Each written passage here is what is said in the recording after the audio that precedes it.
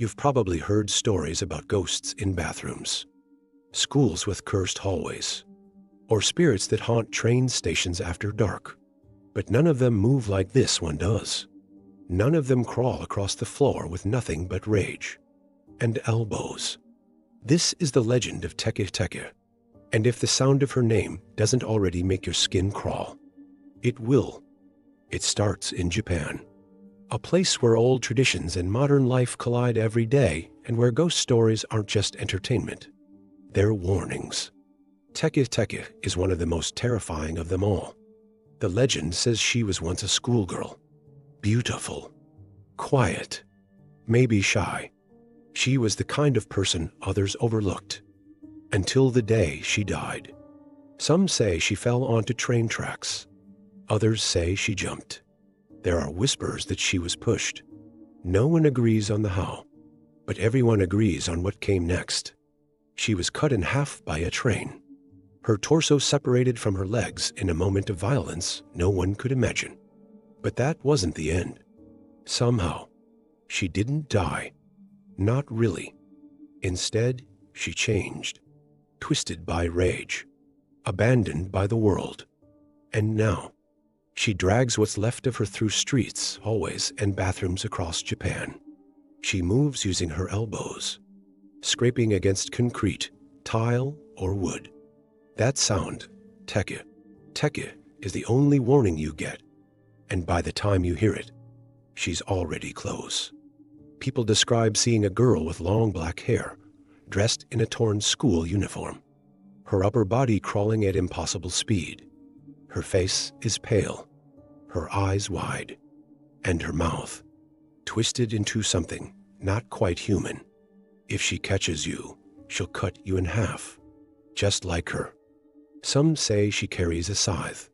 Others say it's a rusty sickle or a sharp fragment of glass. But the weapon isn't what scares people. It's the way she smiles right before she strikes.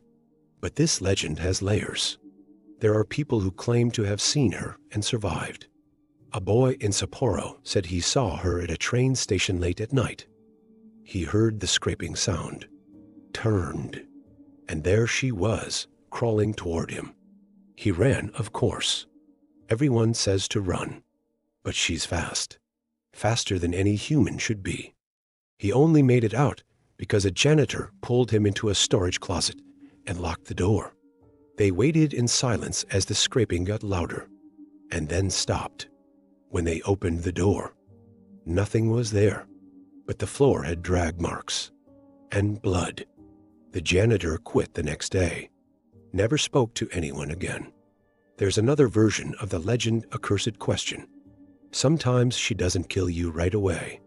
She'll stop, stare into your eyes, and ask, "Where are my legs?" You have to answer carefully. Some say you should say, "At the Maishan Railway." Others say any answer is the wrong one, that it's a trick, that she already knows. And if she doesn't like your answer, she takes yours. Teke Teke is what's known in Japanese folklore as an ornery, a vengeful spirit. These are ghosts that have been wronged in life and come back with one purpose: to make others suffer the way they did. But what makes Teke Teke different is how recent she feels. She's not a centuries-old ghost in a kimono. She wears a modern uniform. She haunts schools, stations, even office buildings. Anywhere you might be alone, tired, vulnerable. It's part of why her story spreads so easily. She's not tied to one location. She can appear anywhere. And that's what really scares people. She doesn't knock. She doesn't whisper. She doesn't float. She crawls, fast and furious, until you hear that scraping behind you. Teke, teke, teke, and then it's already too late. Some believe you can protect yourself by carrying a charm or avoiding train stations at night. Others say once you hear her, your fate is sealed. There are even urban myths about people who've tried to summon her like it's some kind of game. They go to the train platform at midnight, say her name 3 times, and wait. Most of the time, nothing happens. But one girl posted a video of herself doing it. Her camera was on the ground, aimed up at her face. She laughs after saying the name. She looks around. Nothing. But then you hear it. Faint. In the distance. Teke. Teke. Her smile fades. She picks up the camera. Starts backing away. The video cuts to black. Her account hasn't posted since. Police say she ran off. Maybe she faked it. Maybe she just deleted everything. But her friends say she changed after that night. Quit school. Moved cities. Wouldn't go near public transportation. Whatever happened, she heard something. And she never stopped running. But stories like that, they're just the beginning. There are older versions of the legend. In some, she was a mother thrown into the tracks with her child. In others, a student assaulted and left to die. The details shift, but the core is always the same. A violent death. A body cut in half. A spirit that crawls. One variation says Teke Teke appears only during certain phases of the moon. Another, that she can only reach you if you're alone and thinking of her. That's the cruelest part of all, the idea that your own curiosity summons her. That watching a video, hearing her name, telling her story, gives her power, which means you're already closer to her than you were a few minutes ago. There's even a rumor about a school in Hokkaido that closed down after a string of disappearances. The only thing found at each site? Scratch marks on the floors, and a trail of blood that stopped abruptly, like someone had been dragged away. No signs of a break-in.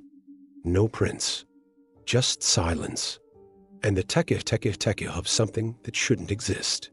In 2009, a teacher in Osaka claimed she encountered Teke Teke after staying late to grade papers. She was the last one in the building. The hallways were quiet. She swears she heard something scraping along the linoleum. Slow at first, then faster. She locked herself in the staff bathroom and called her husband. When he arrived 20 minutes later, she was curled up in the corner, eyes wide open. The door hadn't been touched. But when they checked the hallway, the marks were there. Deep. Fresh. She never taught again. Teke Teke isn't just a story. She's a manifestation of unresolved violence. A spirit that doesn't stay in one place and doesn't stop.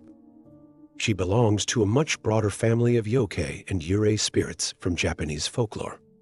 Like Kuchisei Kana, the slit-mouthed woman who asks if you think she's pretty, or Hanako-san, the ghost who haunts school bathrooms. Japan's spirit world is full of female figures who are wronged, humiliated, erased. Many of these legends are rooted in real fears: abuse, isolation, sexual violence, and the pressure to conform. Teke Teke is no different. Her violent transformation reflects how society sometimes discards people and how those left behind are forced to crawl back on their own terms. Her horror is visceral, physical. She doesn't just haunt, she hunts. Her vengeance is not symbolic. It's literal. You end up like her, split, suffering, forgotten. Psychologists believe urban legends like Teke Teke serve a purpose. They're ways for us to talk about trauma, grief, guilt, without naming them directly. Ghost stories let us process what scares us, and they stay with us because they reflect real emotions, not just monsters. That's why Teke Teke persists. She's not just a ghost. She's a symptom of something we're afraid to face in ourselves. And the more we try to forget her, the more often she appears. That scraping sound, that's her reminder. That scream in the distance, that's her voice. And the reason you flinched just now, that's because a small part of you believes it. Teke, Teke, Teke. So if you ever hear that sound, behind you, but too close to be a joke, don't turn around. Don't try to run, because once she's seen you, she won't stop until you match her, half of what you were, and just as angry.